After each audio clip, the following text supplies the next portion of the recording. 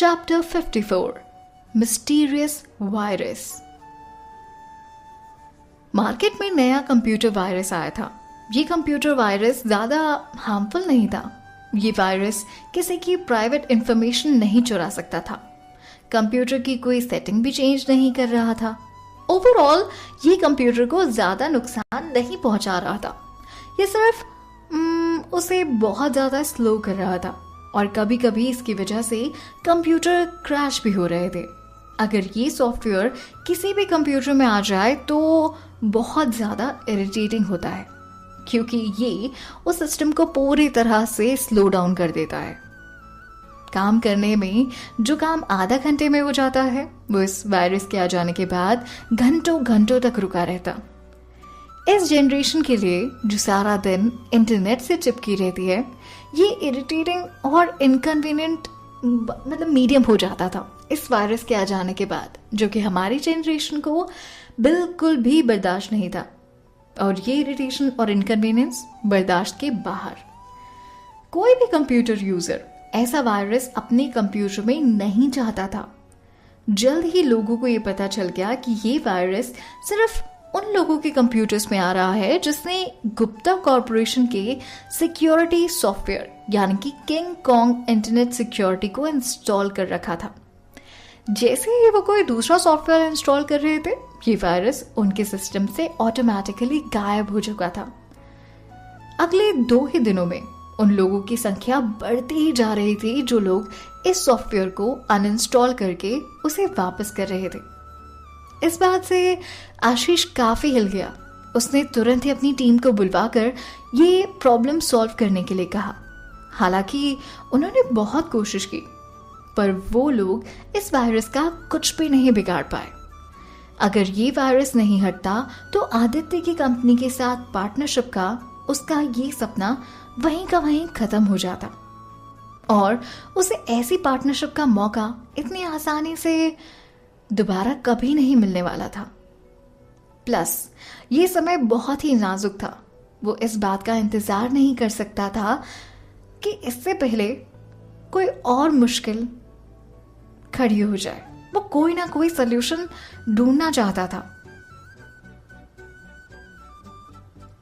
वो इस मुश्किल का कोई हल ढूंढे तब तक कहीं सारे कस्टमर्स और उनके क्लाइंट उनका सॉफ्टवेयर वापस ही ना कर दें। उसे तभी हथौड़ा मारना होगा जब लोहा गर्म हो। अभी अभी उसका ये सॉफ्टवेयर मार्केट में लॉन्च हुआ था। रिस्पॉन्स काफी अच्छा था। उसे पूरी उम्मीद थी कि आदित्य के साथ वो एक पार्टनरशिप डील साइन कर लेगा जिससे उसके लिए सिर्फ ग्रोथ होगी। लेकिन इस क्रूशियल टाइम में इस वायरस ने आकर पूरा का पूरा खेल बिगाड़ दिया। उसकी खुद की टीम किसी काम की नहीं थी और किसी और कंपनी से मदद मांगने में उस कंपनी का और भी ज्यादा नाम खराब हो जाता। उसके पास हैकर फोरम के अलावा और कोई ऑप्शन नहीं था। उसने वहां मदद के रूप में एक चैलेंज रखा कि जो कोई भी इस वायरस को खत्म करेगा उसे एक अच्छा रिवॉर्ड मिलेगा।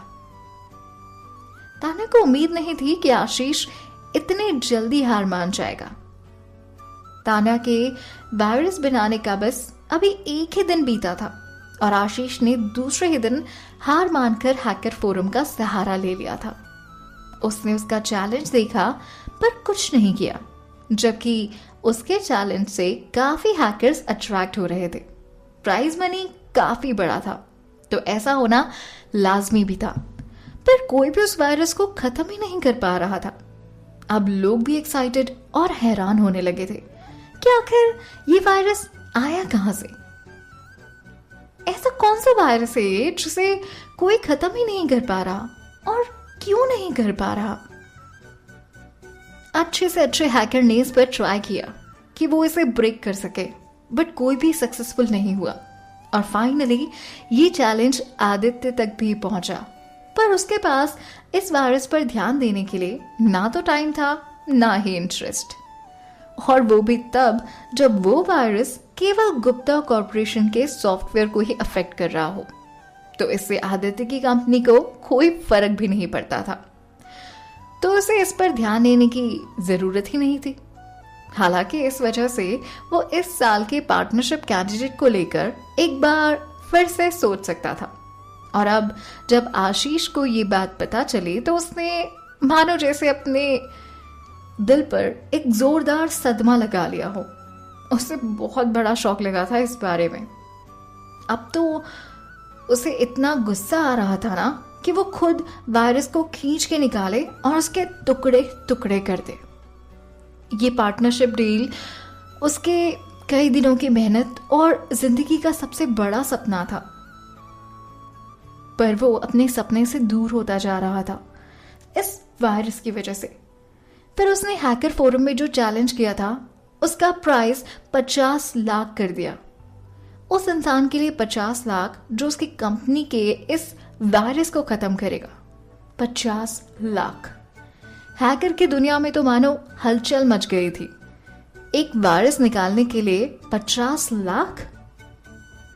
ये इतना पैसा एक साथ कमाने का सबसे आसान तरीका था। बहुत सारे बड़े बड़े हैकर्स इसे खत्म करने में लग गए। ये खबर इतनी बढ़ गई कि प्रखर को भी इस बात का पता चल गया। प्रखर अब हॉस्पिटल से वापस आ चुका था, डिस्चार्ज हो चुका था, और जैसे कि उसे पूरी तरह ठीक होने में उसके पास कुछ भी करने के लिए नहीं था, तो वो सारा दिन ऑनलाइन पैसे कमाने के जरिए ढूंढता रहता ताकि वो अपनी तान्या दीदी की मदद कर सके।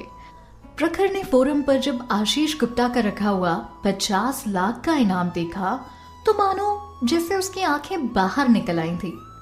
अपने जोरों से धड़कते हुए दिल के साथ वो लैपटॉप उठाकर तान्या के पास भागता हुआ पहुंचा। तान्या उस वक्त किचन में खाना बनाने में बिजी थी। प्रखर तेज हवा की तरह किचन में घुसा और लैपटॉप तान्या के चेहरे के एकदम पास ले जाकर उसे दिखाते हुए कहता है, दीदी क्या आपने ये देखा? ये प्राइस गुप्ता कॉर्पोरेशन ने एक चैलेंज में रखा है। वो एक वायरस को खत्म करने के लिए 50 लाख दे रहे हैं। आपको यकीन हुआ इस बात पर? दीदी 50 लाख! आप जानते हो हम बहुत अमीर हो जाएंगे। हमारी सारी परेशानियां बहुत पीछे छूट जाएंगी। आई थिंक हमें इसके बारे में कुछ सोचना चाहिए। प्रखर बहुत एक्साइटेड था। उसे लग रहा था कि तान्या जैसे कंप्यूटर जीनियस के लिए ये वायरस सॉर्ट आउट करना कोई बड़ी बात नहीं होगी। इनफैक्ट अगर वो ये प्राइज मनी जीत जाती है तो वाकई उनकी सारी प्रॉब्लम्स खत्म हो जाएंगी और वो काफी अमीर हो जाएंगे। तभी चाचा किचन के पास आए और प्रखर की बात सुनकर उनका मजाक उड़ाते हुए कहते हैं, उन्होंने 50 लाख का इनाम रखा है, पर इससे तेरा क्या लेना देना? और हाँ, अगर इनाम इतना बड़ा है तो प्रॉब्लम भी बहुत ही बड़ी होगी। तुम तो अभी भी पूरी तरह से ग्रेजुएट तक नहीं हो पाए हो, फिर इतनी बड़ी प्रॉब्लम सॉल्व करने के बारे में सोच रहे हो भी पाएगा तुमसे? हाँ, एक ऐसा काम जो बड़ी बड़ी कंपनियां नहीं कर पा रही हैं। जो आता है वही करो। जाओ जाकर अपने लैपटॉप पर गेम खेलो। ऐसा कहकर हंसते हुए वो अपने रूम में चले गए। पर क्या तान्या इस बात का जवाब बताएगी प्रखर को कि उसे क्या करना है?